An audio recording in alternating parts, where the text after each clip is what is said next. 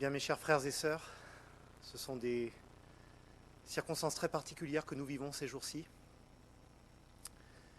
Et dans ces circonstances tellement particulières, nous voulons continuer de vivre en tant qu'Église, d'être une communauté vivante, active, unie, soudée ensemble, dans une épreuve que nous vivons de diverses manières et bien au-delà de nous, que vit notre pays et même notre monde. Nous allons donc pouvoir avoir des rencontres qui se feront par vidéo.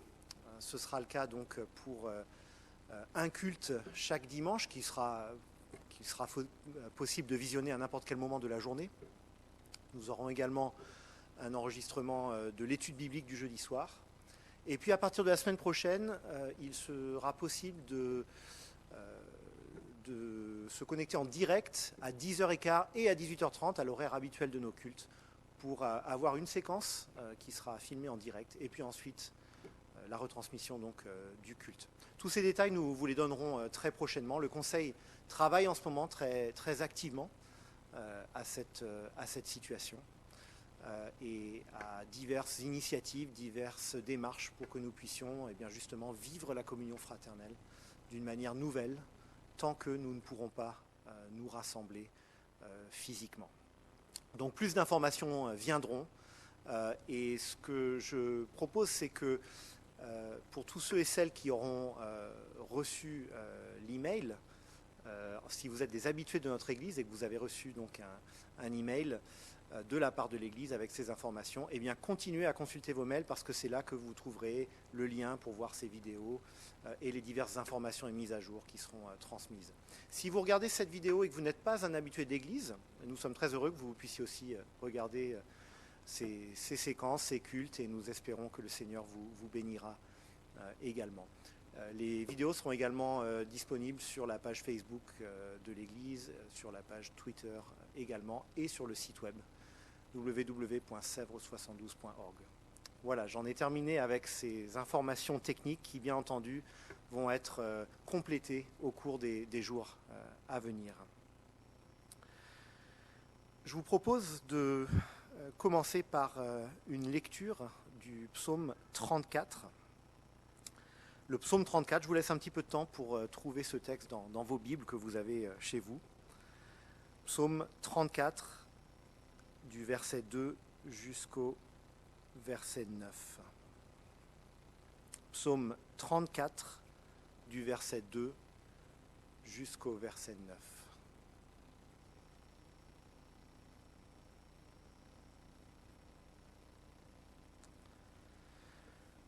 Psaume 34, verset 2. « Je veux bénir l'Éternel en tout temps. Sa louange sera toujours dans ma bouche. Que mon âme fasse toute sa fierté de l'Éternel. Que les humbles écoutent et se réjouissent. Dites avec moi la grandeur de l'Éternel. Célébrons tous son nom. J'ai cherché l'Éternel et il m'a répondu. Il m'a délivré de toutes mes frayeurs. » Quand on tourne les regards vers lui, on est rayonnant de joie. Et le visage ne rougit pas de honte. Quand un malheureux crie, l'Éternel entend et il le sauve de toutes ses détresses. L'ange de l'Éternel campe autour de ceux qui le craignent et il les arrache au danger. Goûtez et voyez combien l'Éternel est bon. Heureux l'homme qui cherche refuge en lui. Amen. Je vous invite à une prière que je vous propose de faire vôtre également et de retenir aussi les sujets de prière qui seront abordés pour vos prières pendant la semaine. Je précise que les cultes qui seront mis en ligne à partir de dimanche prochain seront plus complets que celui que vous voyez ce matin ou ce soir. Nous aurons une présidence qui ressemblera un peu plus à nos présidences habituelles, même si elle restera en huis clos, si j'ose dire. Et ce sera donc un petit peu développé. Mais pour ce jour, eh bien, nous nous contentons de quelques éléments de présidence et puis de la prédication dans quelques instants. Je vous invite donc à la prière. Notre Dieu, notre Père, tu vois les circonstances que traverse notre pays et bien au-delà de notre pays, notre monde. Tu vois les circonstances par conséquent que traverse notre Église. Tu vois toutes les questions que cela peut susciter chez nous. Tu vois aussi combien les vies de chacun sont actuellement, la vie de chacun est actuellement chamboulée, déstabilisée à différents degrés. Tu vois l'inquiétude de chacun face à cette maladie qui se répand. Nous voulons te remercier que pour la grande majorité des personnes qui contractent cette maladie, ses conséquences sont relativement mineures. Mais nous sommes conscients, Père, que pour d'autres, cette maladie est grave, voire très grave. Nous sommes conscients de notre responsabilité à l'égard de ces amis. Nous voulons te demander dans ta grâce d'intervenir pour que cette crise, cette épreuve mondiale puisse cesser bientôt. Nous savons que dans ce monde déchu et en attendant le renouvellement de toutes choses qui viendra un jour, dans ce monde déchu, déchiré par le mal, déchiré aussi par le péché, nous savons que la souffrance est encore au rendez-vous. Nous savons que tu permets que nous passions par l'épreuve. Mais nous savons aussi que tu es un Dieu qui nous assure de ta présence, de ta paix et de tes promesses, de l'assurance que rien ni personne ne pourra jamais nous séparer de toi. Et aujourd'hui, nous voulons faire nôtre ces promesses. Nous voulons te prier pour tous ceux et celles qui sont en première ligne de cette crise. Nous pensons au personnel soignant, aux médecins, aux infirmiers et infirmières. Nous pensons à tous ceux et celles qui ont diverses responsabilités. Nous pensons aux décideurs politiques. Nous te demandons d'être à leur côté. Nous pensons à tous ceux qui, de diverses manières, sont au service de nos quartiers, nos villes, notre pays. Bénis-les, fortifie-les, encourage-les. Nous te prions pour les familles qui ont la charge de leurs enfants toute la journée à partir de demain, à partir de lundi. Nous voulons te prier pour que tu permettes que des solutions soient trouvées lorsque ce n'est pas encore le cas. Nous voulons te prier de permettre que l'instruction des enfants puisse continuer à bien se passer pendant cette période. Donne ta paix et renouvelle les forces de chacun. Et nous te prions là encore que cette épreuve se termine bientôt, que bientôt, eh bien, les écoles puissent ouvrir et que l'instruction des enfants puisse être à nouveau assurée. Nous voulons te prier, notre Père, pour tous ceux qui sont physiquement vulnérables, personnes handicapées, personnes qui ont déjà des conditions physiques fragiles. Nous te prions en particulier pour les personnes âgées. Nous te demandons de les protéger, de les garder. Te prions pour nos proches et nos bien-aimés, pour que tu sois à leur côté. Notre Père, nous te prions pour notre témoignage dans ces moments de tourmente. Donne-nous en tant que chrétiens d'être sel de la terre et lumière du monde. Non pas parce que nous aurions ces choses en nous-mêmes, mais parce que nous voulons refléter ce que toi tu nous donnes, ce que nous pouvons trouver en toi. Oui, Père, nous voulons revendiquer la paix que tu donnes si abondamment et gracieusement. Abreuve-nous de ta grâce, de ta paix, et permets que nous soyons des témoins dans ce monde. Au nom de Jésus. Amen. Je vais maintenant laisser la place, sans plus attendre, à Paul Bourdois, qui donnera donc la prédication. Nous plaisantions l'un et l'autre tout à l'heure sur le fait que c'était un petit peu comme le match du Paris Saint-Germain en huis clos face au Borussia Dortmund. C'est très étrange d'être juste tous les deux dans cette salle, mais nous savons en communion avec vous. Et c'est avec beaucoup de joie que je lui laisse maintenant la place.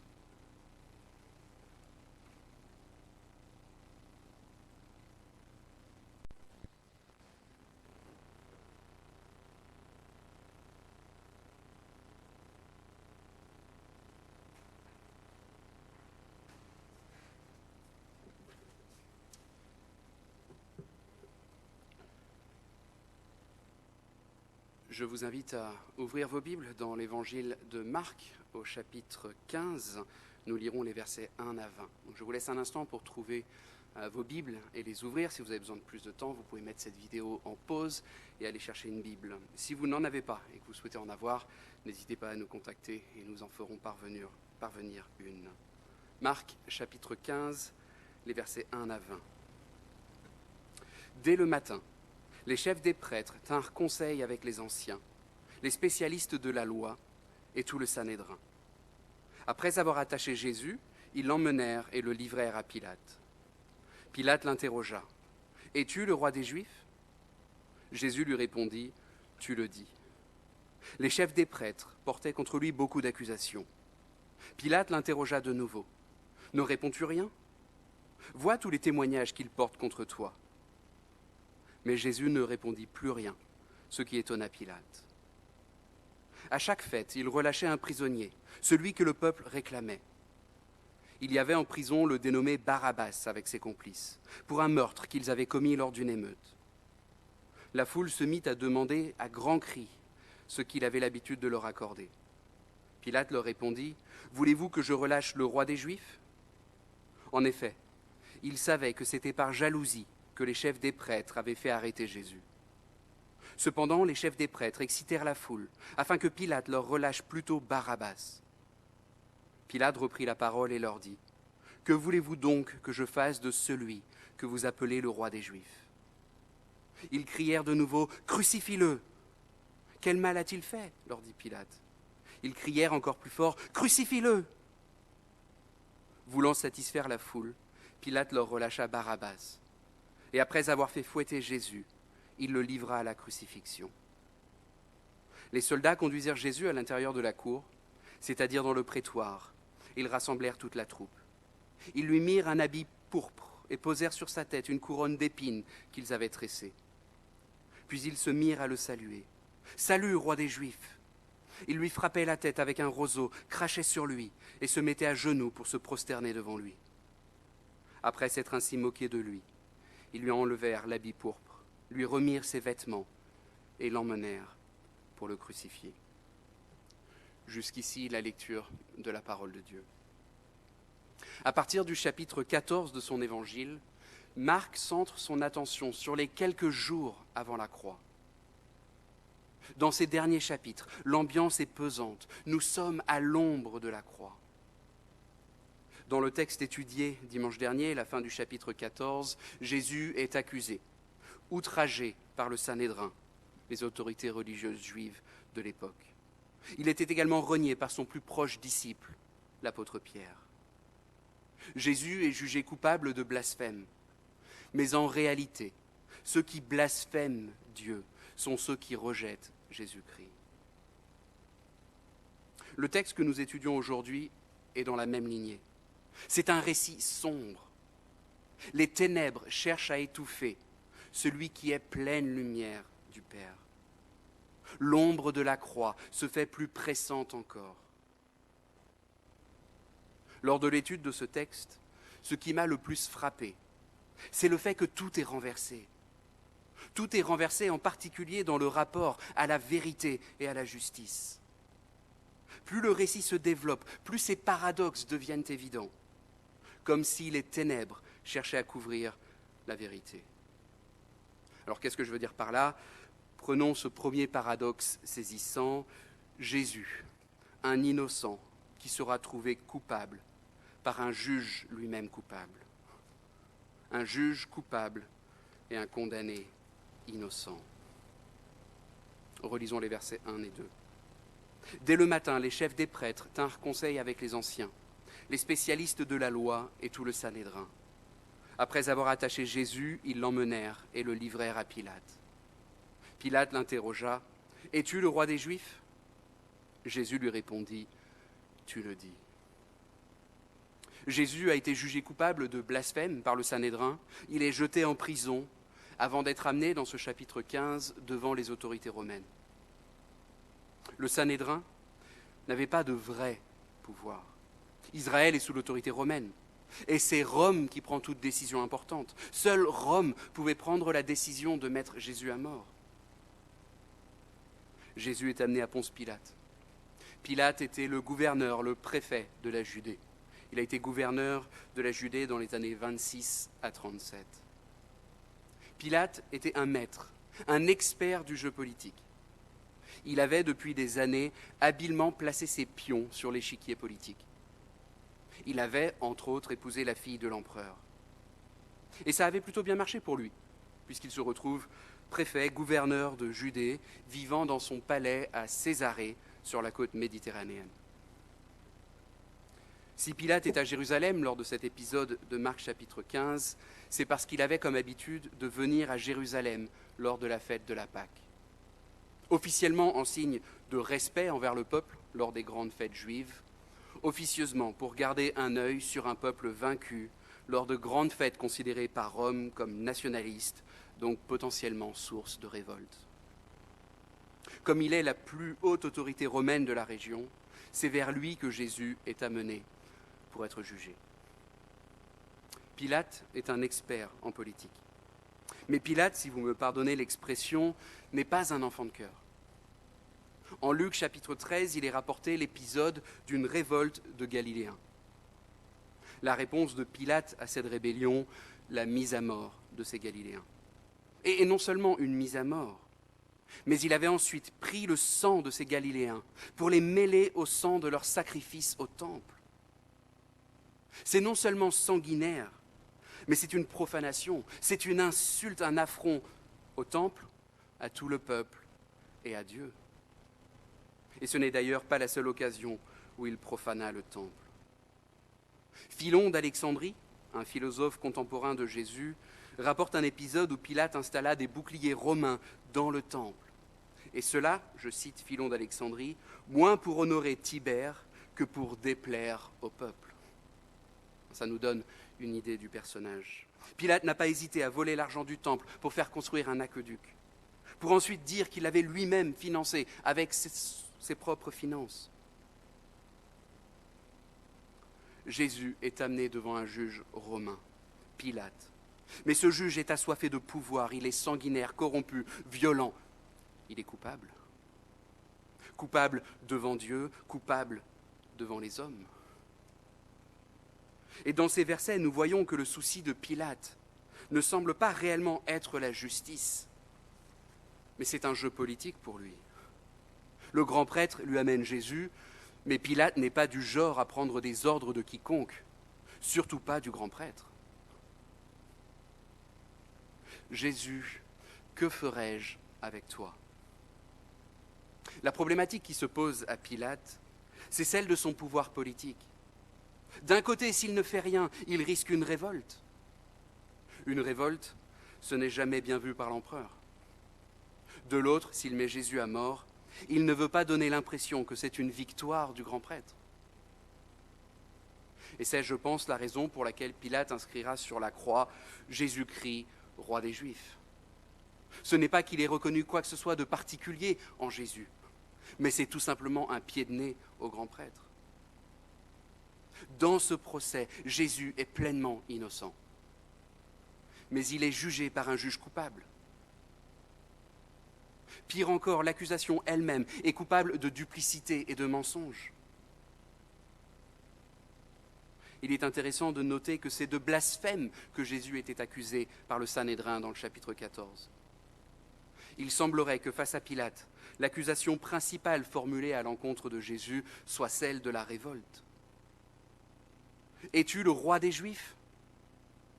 Si Pilate pose cette question, c'est assurément parce qu'on lui amène Jésus en disant « c'est un insurgé, un indépendantiste, quelqu'un qui se réclame, qui se proclame roi et qui va lancer une grande révolte contre Rome. » Es-tu le roi des Juifs ? Pilate n'est pas dupe. Il comprend qu'il y a d'autres raisons derrière cela. C'est d'ailleurs probablement la première et dernière fois que le Sanhédrin cherchait à protéger l'envahisseur romain d'indépendantistes. Verset 10, en effet, Pilate savait que c'était par jalousie que les chefs des prêtres avaient fait arrêter Jésus. Jésus, que ferai-je avec toi ? Qu'as-tu à répondre à ces accusations ? Es-tu le roi des Juifs ? C'est toi qui le dis. Sur toutes ces autres accusations, n'as-tu rien à répondre ? Ne souhaites-tu pas te défendre ? Devant une accusation trompeuse et un juge coupable, Jésus ne répond rien. Il se sait à l'ombre de la croix. C'est là sa mission. C'est lui qui reste maître de la situation. Ésaïe chapitre 53, versets 7 et 8. Il a été maltraité. Il s'est humilié. et n'a pas ouvert la bouche. Pareil à un agneau qu'on mène à l'abattoir, à une brebis muette devant ceux qui la tondent, il n'a pas ouvert la bouche. Il a été enlevé sous la contrainte et sous le jugement. Et dans sa génération, qui s'est inquiété de son sort?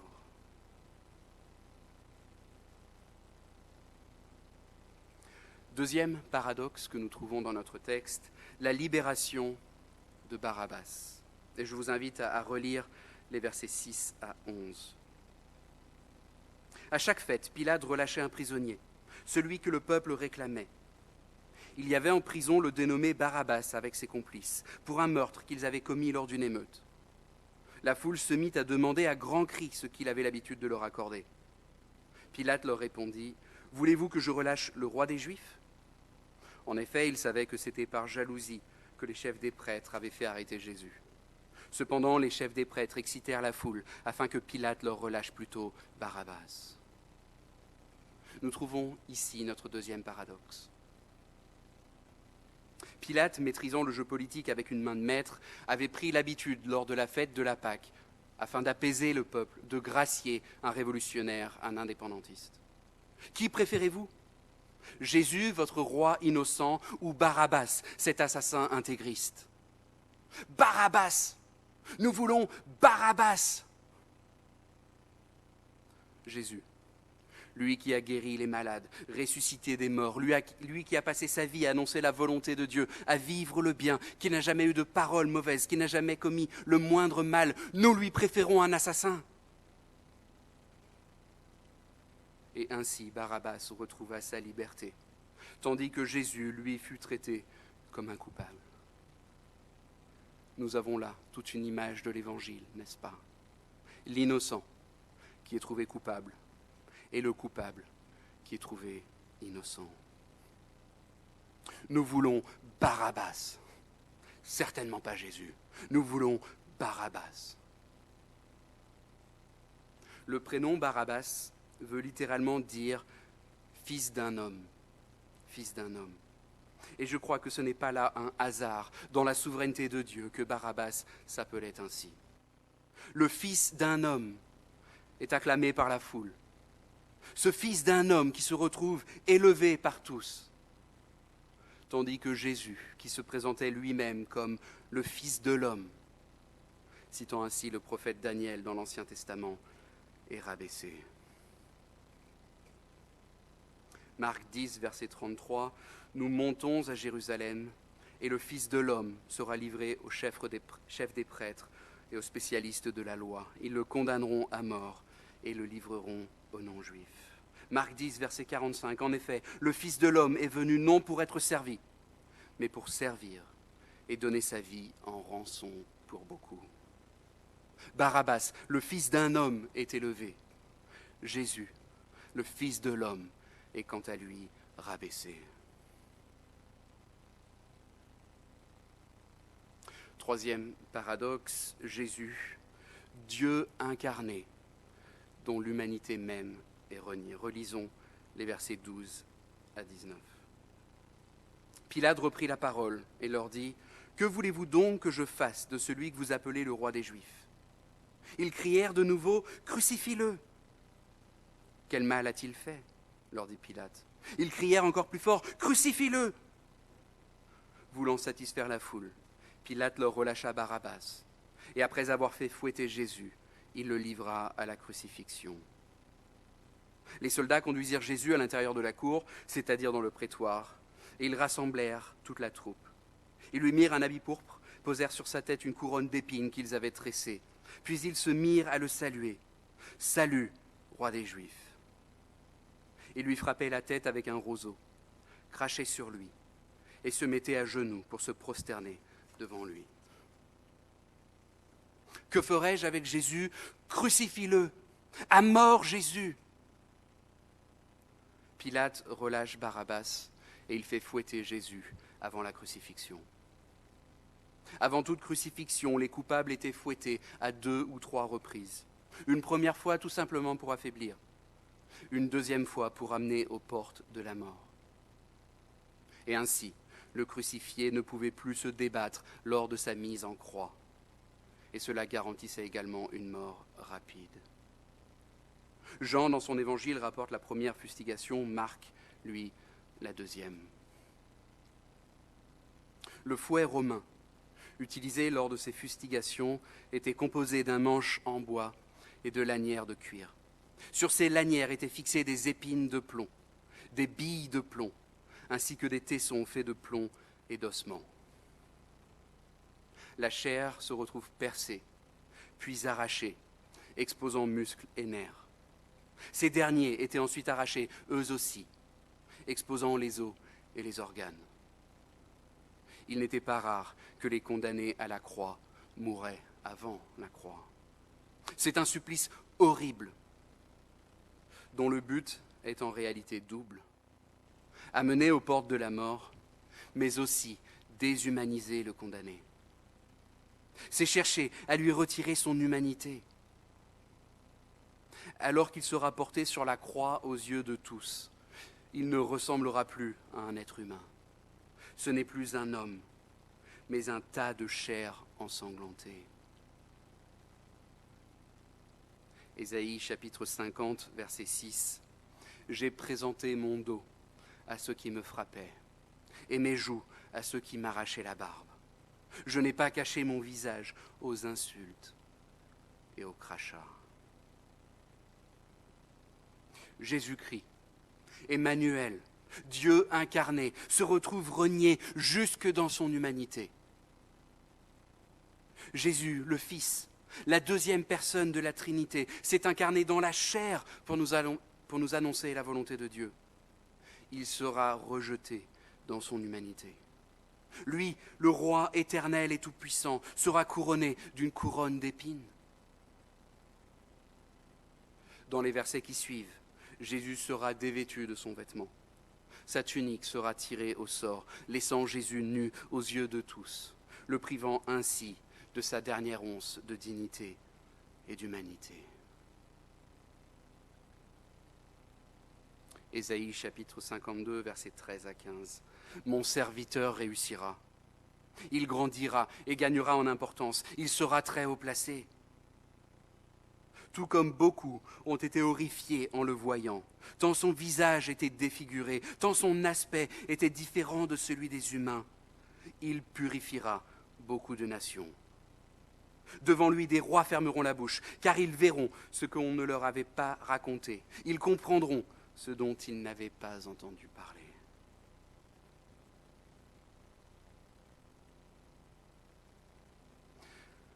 Ces tristes paradoxes annoncent pourtant une vérité glorieuse. L'innocent est condamné à la place des coupables.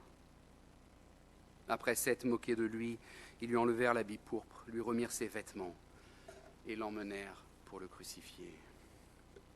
Un juge coupable et un condamné innocent.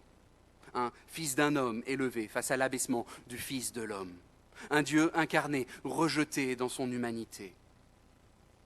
À l'ombre de la terrible croix, cette ombre qui se fait si pressante, une vérité éblouissante commence cependant à luire. Ces paradoxes annoncent qu'à la croix, l'innocent sera condamné à la place des coupables. Jésus, l'innocent, passera par la croix. Dans son procès face aux autorités religieuses, dans son procès face à Pilate, tous les témoins sont unanimes. Jésus est innocent. Tous les témoins sont unanimes. Il est accusé de blasphème, or cette accusation ne tient pas. Il est accusé de rébellion. Là encore, sur ce chef d'accusation, il est clairement innocent. Témoin après témoin démontre son innocence. Même ceux qui cherchent à déformer les propos de Jésus témoignent en réalité de sa parfaite innocence. Alors qu'il est évident aux yeux de tous qu'il est innocent, Jésus sera pourtant amené à la croix. Alors qu'il est innocent, il passera par la croix. Pourquoi cela ? Parce que précisément, il est venu pour mourir sur la croix. C'est là sa mission. C'est là sa mission, c'est ce qui était annoncé. Et c'est pour cela que je tenais à rythmer cette prédication des extraits du cantique du serviteur souffrant que l'on trouve entre Ésaïe 42 et 53. Jésus est venu accomplir ce qui était promis. Il est venu accomplir ce qui était annoncé. Jésus est venu pour mourir sur la croix. Ésaïe chapitre 42, versets 1 à 4. Voici mon serviteur, celui que je soutiendrai, celui que j'ai choisi et qui a toute mon approbation. J'ai mis mon esprit sur lui. Il révélera le droit aux nations. Il ne criera pas, il ne haussera pas le ton et ne fera pas entendre sa voix dans les rues. Il ne cassera pas le roseau abîmé et n'éteindra pas la mèche qui fume encore. Mais c'est en toute vérité qu'il révélera le droit. Il ne faiblira pas et ne se relâchera pas jusqu'à ce qu'il ait instauré le droit sur la terre. Les îles placeront leur attente dans sa loi. Il ne faiblira pas, il ne se relâchera pas avant que sa mission ne soit aboutie. Jésus n'a pas reculé devant sa mission.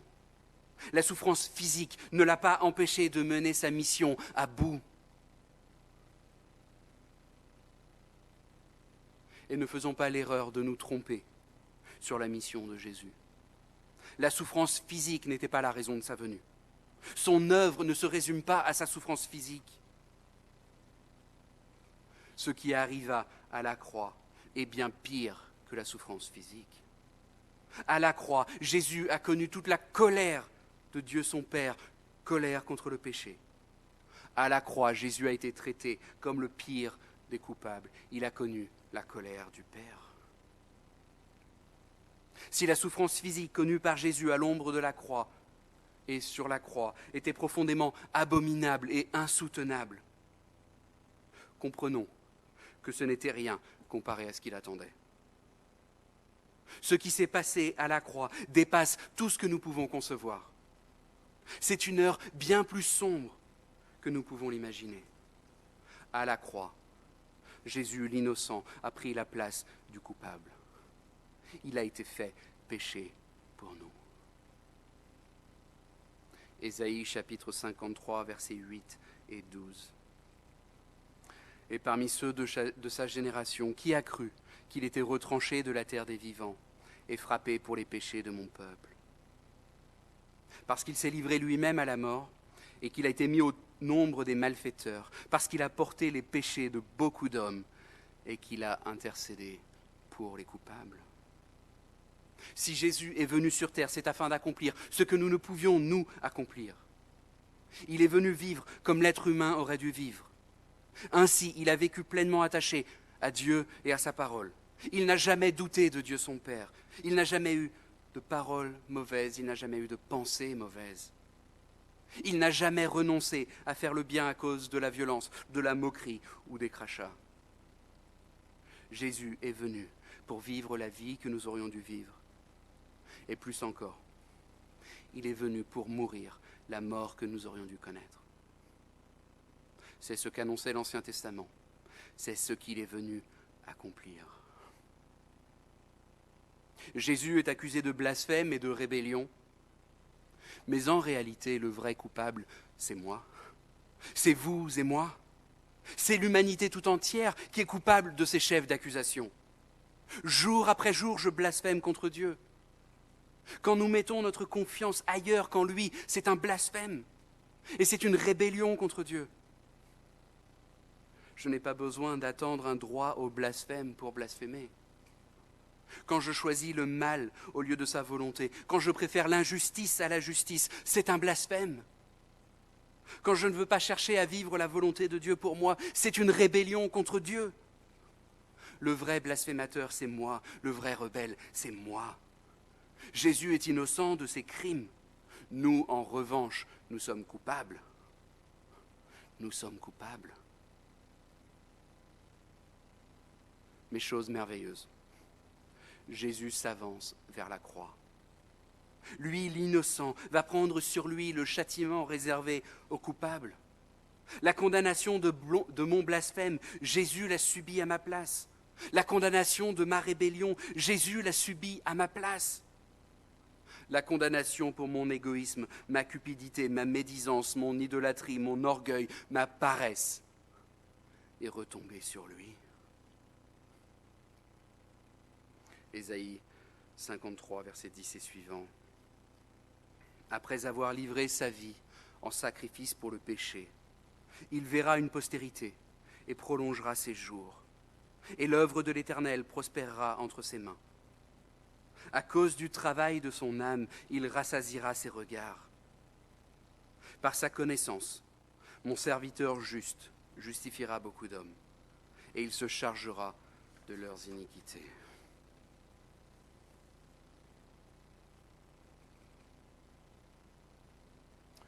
Jésus, que ferai-je avec toi ? Quelques heures après les événements rapportés dans notre texte, Jésus rendra l'âme à la croix. Mais ce n'était pas la fin pour Jésus. Comme nous venons de le lire, après avoir livré sa vie en sacrifice pour le péché, il verra une postérité et prolongera ses jours. Et l'œuvre de l'Éternel prospérera entre ses mains. La mort n'a pu le retenir. Jésus est ressuscité. Il est vivant aujourd'hui. Et il revient très bientôt. Tôt ou tard, tous verront qui est Jésus. Tous le verront dans sa gloire, tous le verront dans son éclatante sainteté, tous le verront comme ce qu'il est, l'agneau de Dieu offert en sacrifice. Tous verront qu'il était innocent, tous verront qu'il est vérité, qu'il est justice. Pour certains, cette venue de Jésus sera source de joie. Pour d'autres, elle sera source d'épouvante. Mais en ce jour-là, tous le verront. Jésus vient pour établir la pleine et parfaite justice. Il vient juger la terre et ses habitants. Quelle est notre justice ? Est-ce Jésus ou est-ce autre chose ? Jésus, que ferai-je avec toi ? À cette question, il nous faut répondre aujourd'hui. Il nous faut répondre aujourd'hui. Comprenons que Jésus ne se laissera pas ignorer. Ésaïe 52, verset 15, « Devant lui, des rois fermeront la bouche, car ils verront ce qu'on ne leur avait pas raconté, ils comprendront ce dont ils n'avaient pas entendu parler. » Jésus ne se laissera pas ignorer. Aujourd'hui même, il demande de vous une réponse. Que ferez-vous de Jésus ? Si vous n'êtes pas pour lui, alors vous êtes contre lui. Est-ce que vous allez l'ignorer ? Est-ce que vous allez le rejeter ? Ou au contraire, allez-vous vous prosterner devant lui et l'adorer ? Et lui dire avec émerveillement, « Jésus, pourquoi as-tu fait tout cela pour moi ? Pour un pécheur perdu comme moi. » Que ferez-vous de Jésus ? Amen.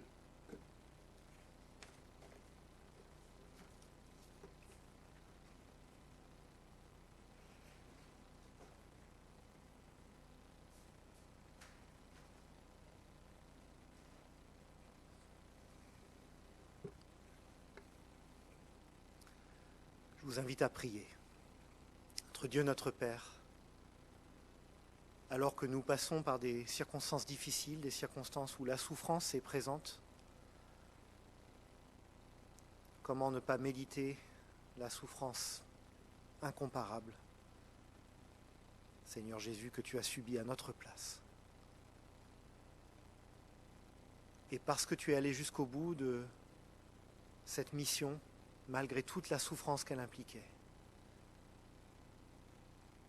eh bien, Seigneur Jésus, tu permets que nous soyons certains aujourd'hui qu'en communion avec toi, avec ton Père, c'est la vie, la joie, l'abondance qui auront le dernier mot. Père, nous te sommes tellement reconnaissants. Merci pour tes promesses. Merci pour l'assurance que nous trouvons en toi. Merci parce que par ces renversements de la passion et de la croix, eh bien, tu as permis que nous, les coupables, nous soyons déclarés justes à tes yeux, malgré nous. Et merci parce que notre Seigneur Jésus, qui a souffert pour nous, qui est mort pour nous, est aujourd'hui vivant pour nous il a autorité sur toute chose et sur toute circonstance, et il règne. Et c'est en son nom que nous te prions. Amen. Avant une dernière parole de bénédiction, frères et sœurs, chers amis, juste un rappel pour les membres et habitués de l'Église de consulter vos emails qui vous mettront régulièrement à jour de la situation, qui vous permettront de continuer à voir les rencontres qui seront mises en ligne et de vous parler aussi de l'organisation de notre communion fraternelle, notre vie d'Église dans ces circonstances si particulières. Si vous êtes un habitué d'Église, que vous ne recevez pas encore ces emails, veuillez nous contacter, l'un des pasteurs, ou bien vous pouvez écrire veuillez plutôt, ça sera plus simple, nous contacter l'un des pasteurs et nous serons ravis de vous ajouter donc à cette liste de diffusion. Vous pouvez également, je le rappelle, suivre l'actualité de l'Église sur la page Facebook de l'Église, sur le compte Twitter de l'Église et sur le site web www.sevres72.org. Je rappelle que ce sont toutes nos rencontres publiques au 72 rue de Sèvres qui sont annulées jusqu'à nouvel ordre. Une parole de bénédiction. Épître de Paul aux Romains, chapitre 8, versets 37 à 39. Au contraire, dans tout cela, nous sommes plus que vainqueurs grâce à celui qui nous a aimés. En effet, j'ai l'assurance que ni la mort, ni la vie, ni les anges, ni les dominations, ni le présent, ni l'avenir, ni les puissances, ni la hauteur, ni la profondeur, ni aucune autre créature ne pourra nous séparer de l'amour de Dieu manifesté en Jésus-Christ notre Seigneur. Amen. Et bon dimanche à chacun.